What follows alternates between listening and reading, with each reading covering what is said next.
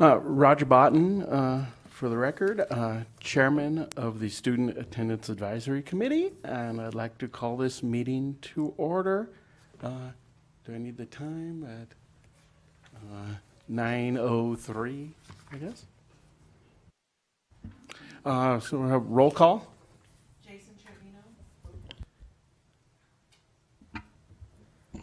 Jason Trevino. Present. Roger Botten. Present. Carrie Pruitt. Lacey Keel. Charles Aglabat. Present. Riley Killingsworth. Present. Thank you.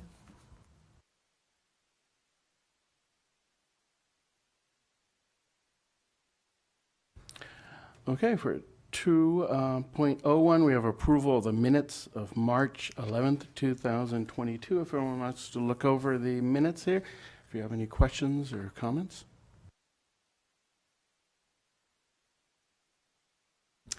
Can I get a motion to accept the minutes? Jason Trevino for the record. I make a motion that we approve the minutes from the March 11th meeting. And a second? Riley Killingsworth for the record. Second. All in favor? Aye. Aye. Oh, let's check for public comment, please. Do we have any public comment? I received one public comment email from Joe Morabito.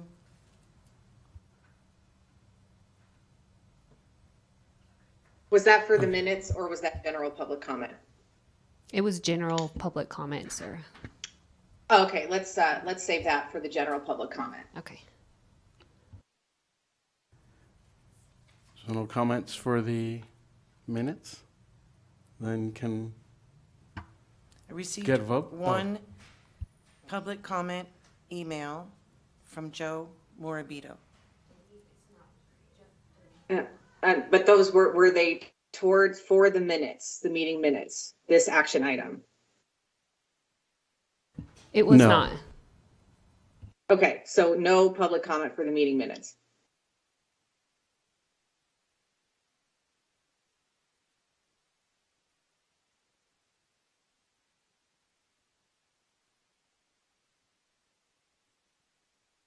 All in favor of the minutes? Aye? Aye. Aye. Aye. All right, so pass. 2.03, presentation and discussion of 2021 to 2022 school year. Okay, good morning, everyone. Rochelle Murillo for the record. I wanted to give you just a general idea of how the school year went with chronic absenteeism. I have updated you a little bit on what we have done. There's been multiple things that we have done throughout the school year. We have a new attendance coordinator, Doug Taylor, who is in the audience. He developed a principal toolkit in collaboration with multiple departments within our school district, including counseling, multi-tier systems of support, and many other departments, our equity and diversity department, just to get some additional input and resources within that principal toolkit. And next year we'll be using that to provide training and technical assistance to schools as they work to develop more formalized attendance systems to be more preventative when it comes to attendance at a school site level.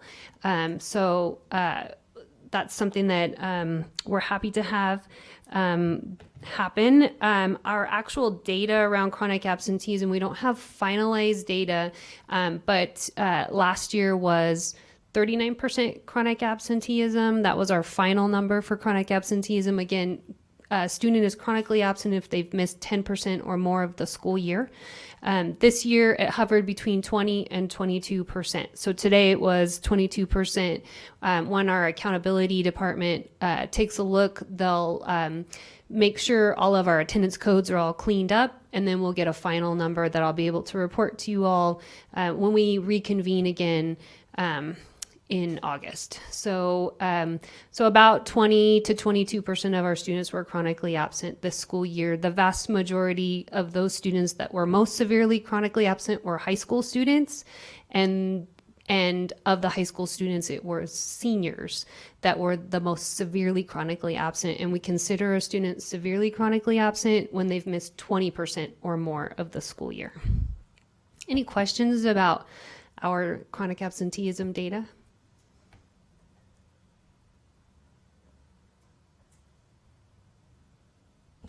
Okay. All right, so we have 2.03 presentation discussion of 21-22 school year for information discussion only. Do we have, or is that a repeat? For 2.03 presentation discussion of 21-22 school year attendance review board for information discussion only again. Yeah, we're going to go to Okay. SARB.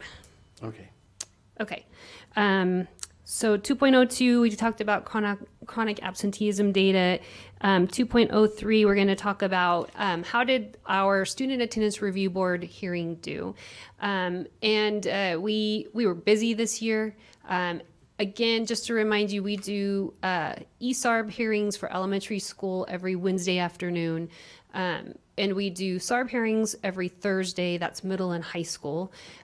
We booked out probably in April all the way through the end of the school year. So it was a busy year for our SARB board. We had multiple disciplines on our board, including community agencies and district staff. This year we had 2 re-engagement facilitators that helped to provide case management for a minimum of 45 days after we developed our SARB case plan together with the school and the family. And I have one of them here today. Nisa Butler is going to join us, and she's going to talk to you a little bit about what it was like, how many students she saw, what was case management like, and you'll be able to ask her questions too about some of the barriers, challenges, or successes that she had as a case manager. So I'm going to invite Nisa to come up and present to us about case management in SARB. Is this on? Okay. Okay, I'm Nisa, and I'm the SARB case manager for the middle and high school students. So this year we had 76 students come to SARB, 41 middle and 35 high school. There were 8 sibling groups. The total increased attendance was 45%, and total decrease was 41%. 4% of the decreased attendance were withdrawn for attendance before the end of the school year. 2.5% of students that had increased attendance declined after the first 20 days of the 45-day monitor. So they increased maybe when I first started in their lives and referring them to resources, but saw a dip before the end of my case management. 2 students were withdrawn and enrolled at Jan Evans, incarcerated for the remainder of the school year. 26% of students were cited. 1 student was admitted to an in-state mental health facility for the remainder of the school year, and 3 were withdrawn and filed an intent to homeschool. So any questions about this information? Can you give us a sense of what case management looked like? Yeah, so immediately after SARB, within the first couple school days, I would go to the student's school to check in with them there. If they didn't show up to school, I would just do a home visit. I really I see the value in working closely with families, so my case management would look more like advocating for families to get more involved in their students' education and just helping parents to understand they're the most important person in their child's education. So I would work closely with parents and try to address any barriers, not just like the student doesn't have a ride to school, but that's more of or they don't have motivation, but what is the symptom of this lack of motivation in the family dynamics, and just really try to stay respectful and honoring different family cultures and dynamics of that are represented at SARB. So also I would do resource referral, but not just give them a name of an agency or a phone number. I like to transport if they need transportation, or constantly follow them until they see like a name and a face of who they're going to be referred to at an agency. A lot of times, and for this year, I see like we have a lot of like basic need insecurity, like food, housing. I did a home visit this year where actually one of the students had cancer and the water had been off for 4 days. So that's a huge barrier, obviously, for this student getting to school. So it looked a lot this year like serious basic need, a lot of mental health barriers, and just the implications of poverty and trying to disrupt that. Roger Botton, for the record. How receptive were the families to your interventions, you feel?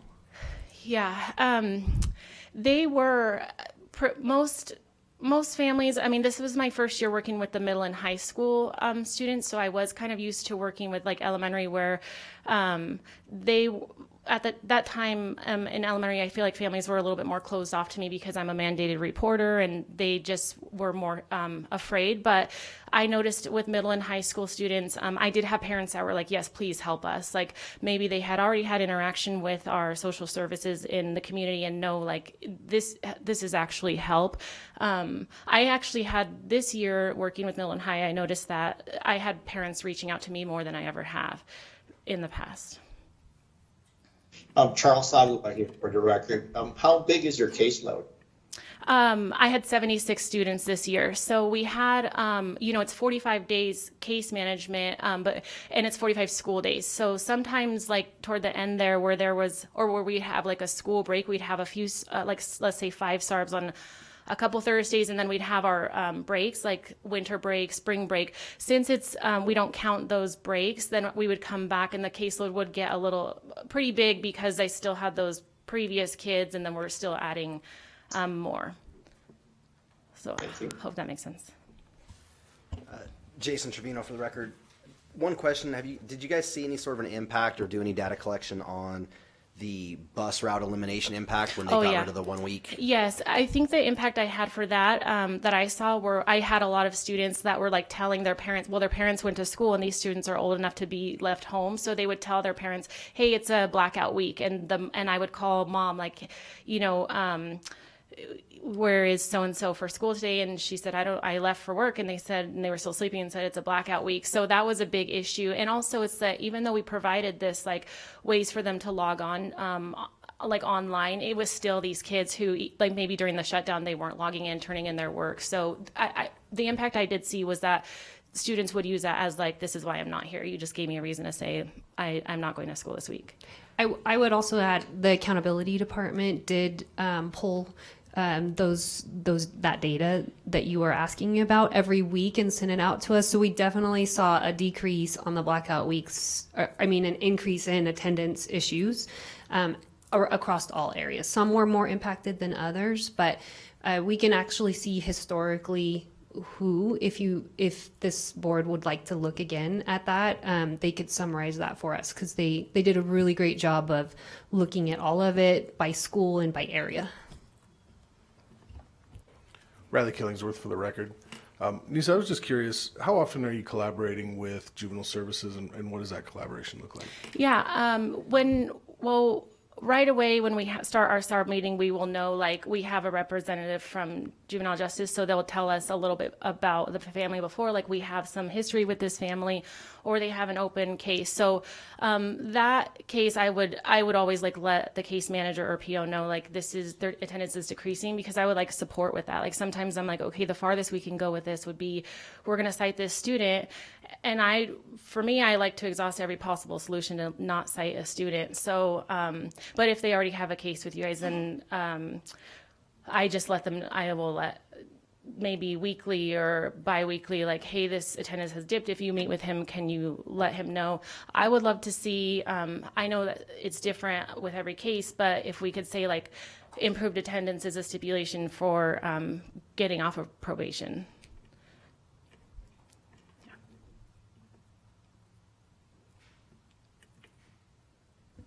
Any other questions for Nisa? Just adding for ESARB, we did have a re-engagement facilitator assigned to ESARB as well. And she has left the district, so we hired a new person who was previously an attendance officer for us. He has a background in HDFS, Human Development and Family Studies.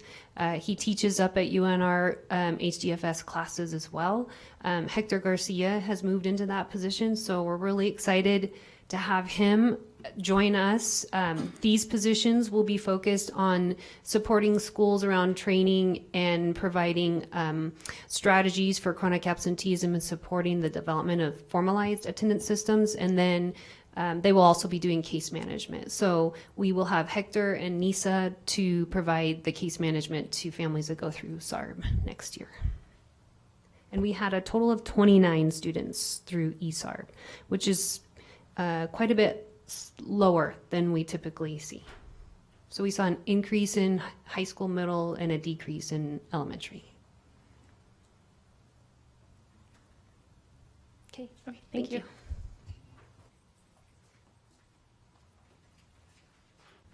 All right, moving on to 2.04, presentation and discussion of potential goal setting for the Student Attendance Advisory Committee for the 22-23 school year. This is for possible action. Okay, this is Rochelle Marie again for the record. I just wanted to check in with you all. We have Riley, who is new to our board, and just you all in terms of, in the past, we've talked about goals and areas that we would like to contribute to decrease absenteeism. We're all from different agencies or different disciplines, and so I just wanted to get some feedback and thoughts if this board was interested in setting any goals for next year, or providing any feedback around how we can contribute overall as a larger, well, I guess we're a committee, to move towards impacting and reducing chronic absenteeism. This is Roger Botten for the record. I was concerned, and you guys just mentioned that, so a decrease in the utilization of ESARB in elementary schools. And in the past, it's been very effective, I think, as an intervention. And I just wanted to see, look at possible ways. I don't know what that's due to. We tried to connect, getting, interventions department to a meeting. We had some difficulty scheduling that. But I'd like to see, I don't know what. If the board or Rochelle has any thoughts on why that dropped. I tried to talk to my staff and my counselors, and I don't really know why, for a lot of different reasons.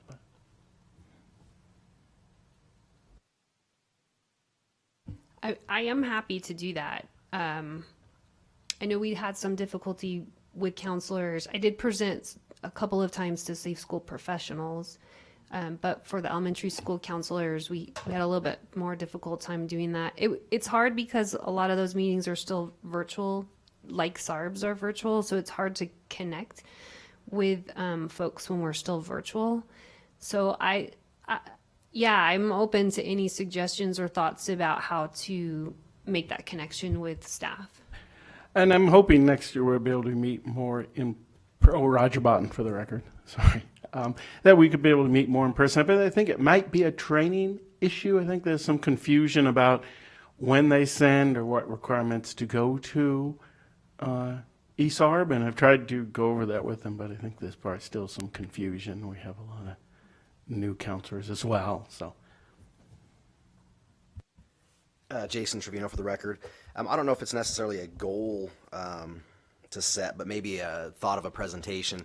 I know we're looking at this in school police quite a bit. Was this school year there seemed to be a lot of perception that it was super busy. It was like beyond normal busy. And leading up to this school year, my thought was, I don't think it's really going to be extremely busy. I think it's going to be extremely normal. But after COVID years, the normal changed, right? So for instance, the analogy that we were using in our place was, if you're driving 100 miles an hour down the freeway for miles and miles, 100 miles an hour doesn't seem fast after 50 miles of driving it, right? But then when you stop and you go 25 miles an hour for an hour or two and then speed up again, it feels really fast.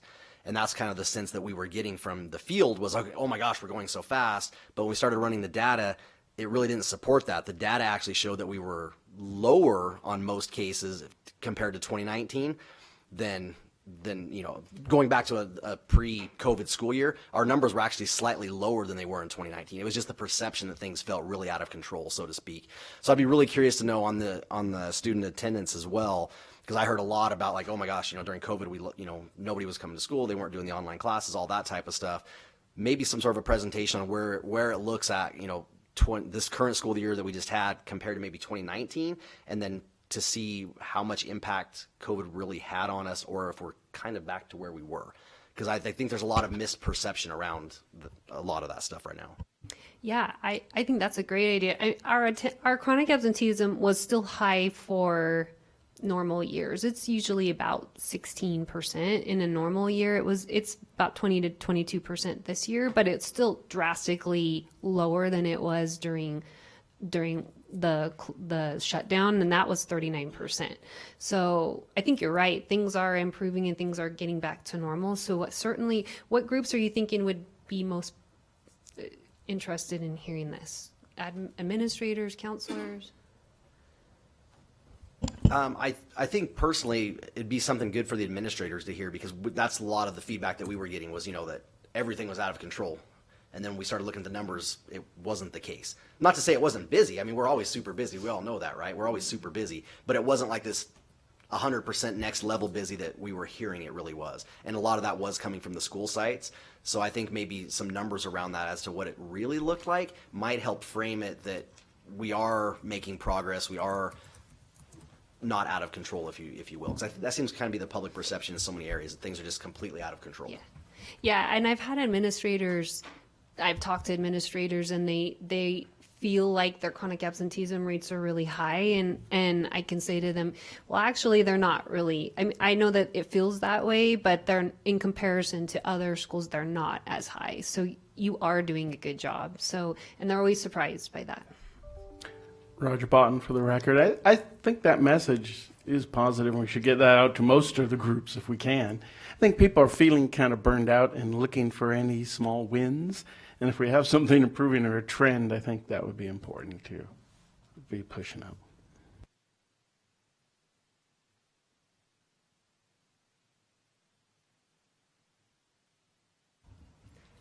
Any other thoughts about what we can do as a group collectively? I can certainly, and this is something, if you feel like you'd like to vote on, you can vote on overall training and presentations of data, because that is something that my department does and can do next year.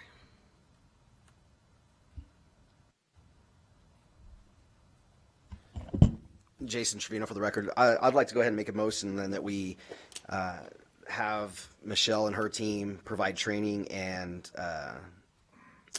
data release, data information next year to administration and associated groups. I would second that. Roger Botton for the record, sir. All in favor?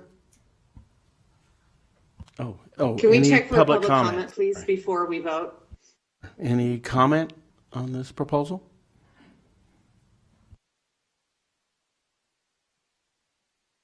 Hi everyone, Doug Taylor, District Attendance Coordinator, just for the record. We have, just want to make the board aware that we have completely revamped the attendance training that we do every year for the 22-23 school year in collaboration with multiple other departments again. When we do those trainings now, we have 5 people that all come and co-present with me, so that every aspect of student attendance is a part of that training. One big part of that training, Mr. Bodden, is the process for referrals to SARB. It is an expectation that's been established by the district that all administrators with oversight of attendance, as well as secretaries and attendance clerks, do attend that training.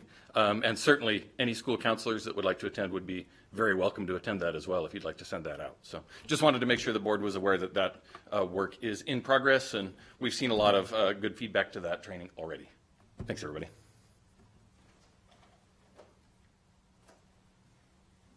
Roger Botton for the record. I think that's a good idea also to put something out to invite those counselors Because I think they, a lot of times, especially at elementary schools, they're the ones handling most of those referrals, I think. So that'd be important.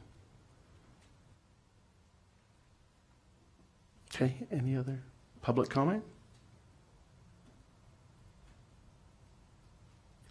All right, we have a motion to accept in a second. All in favor of training for principals and others? Gonna vote? Say Well, aye? Oh, Is that the motion that's on the floor right now? yeah, the motion is for training to be put out to the, and I think they're already planning to do that, to be put out to the principals and to others interested in that on our data, and training on submitting applications to SARB and ESARB. Correct? Any questions? All in favor? Aye. Aye? Aye. Aye. All right, so pass. Okay, we'll go to 2.05, review of the 22-23 school year in regards to meeting and meeting schedule.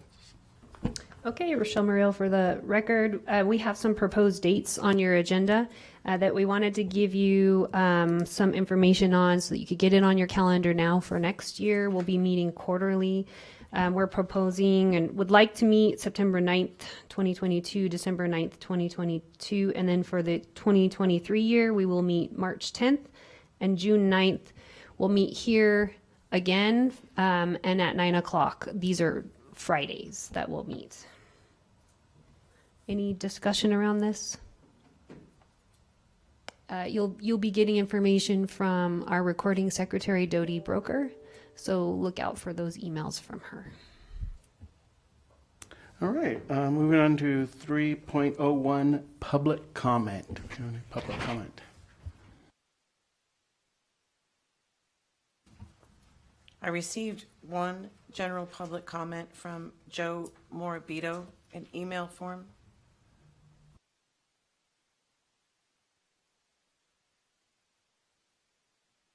All right, any other comment?